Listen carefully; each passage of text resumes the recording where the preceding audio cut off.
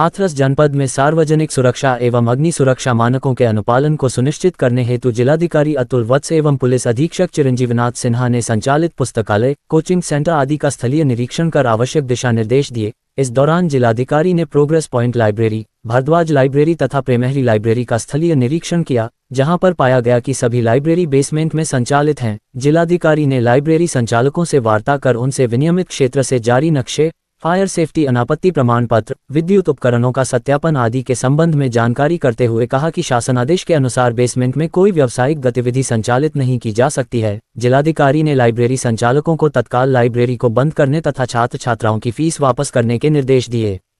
ये तमाम लाइब्रेरियों को लेकर कितनी लाइब्रेरी चेकिंग की, क्या क्या कमियां पाई गई?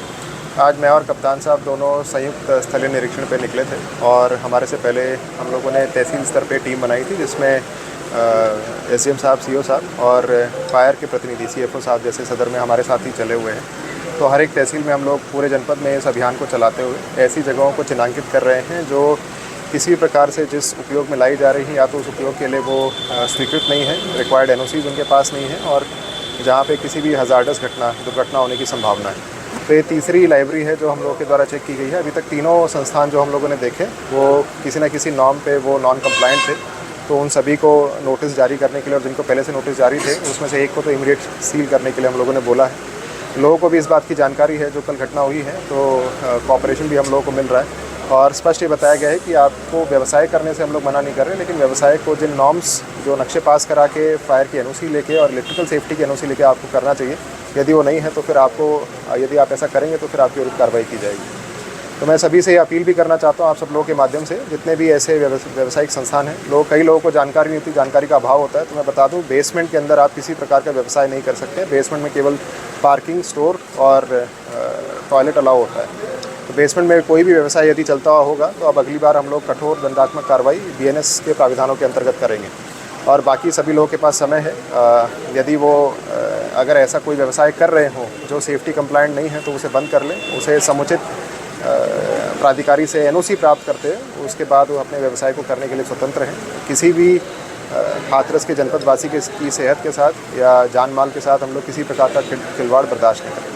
सर, तमाम देखा जा रहा है कि घरेलू जो आवास है उनके अंदर भी कॉमर्शियल एक्टिविटी की जा रही है, बेसमेंट में वहाँ भी लाइब्रेरी चल रही है। आप सभी जानते हैं, देखिए शहरीकरण की एक प्रगति होती है, लगातार शहर नहीं बसते हैं। पहले गांव होता है, गांव के बाद कस्बा होता है, कस्बे के बाद फिर वो एक पालिका बनती है, पालिका के बाद वो निगम बनता है। तो शहरीकरण एक दिन में नहीं होता है और लोगों को जानकारियाँ वो भी धीरे धीरे होती है। हमारे दायित्व है कि हम समुचित जानकारी जो उन्हें रिक्वायर्ड है वो उन तक पहुँचाएँ। मैंने देखा कि जितनी भी लाइब्रेरीज बनी हैं, तीसरी लाइब्रेरी है जिसका हम लोगों ने निरीक्षण किया, ये घरेलू बेसिकली आवास है, लेकिन उसके बेसमेंट में व्यक्ति बच्चों को पढ़ाने के लिए कर रहे थे। जैसे मैंने देखा कि लोग पर्सनल अपने बच्चों को भी लाइब्रेरी में पढ़ा रहे थे। तो शायद जानकारी के अभाव में उनके द्वारा ऐसा किया गया। हमने संपूर्ण जानकारी उनको दी है और पैम्फलेट के माध्यम से और प्रचार प्रसार के माध्यम से, इनफैक्ट आपके माध्यम से भी हम जानकारी ये पहुँचाएँगे। बेसमेंट में किसी प्रकार का व्यवसाय अलाउड नहीं है। आपको अगर कोई व्यवसाय करना है फर्स्ट फ्लोर, सेकंड फ्लोर या ग्राउंड फ्लोर के ऊपर, तो आप संबंधित विभाग से पूरी परमिशंस लेने के बाद ही करेंगे। बिना परमिशन के अगर आप किसी की भी सेहत के साथ अगर आपका ऐसा कृत्य हमें पाया जाता है कि जिससे नुकसान हो सकता है, तो फिर आपके खिलाफ हम कार्रवाई करते हैं।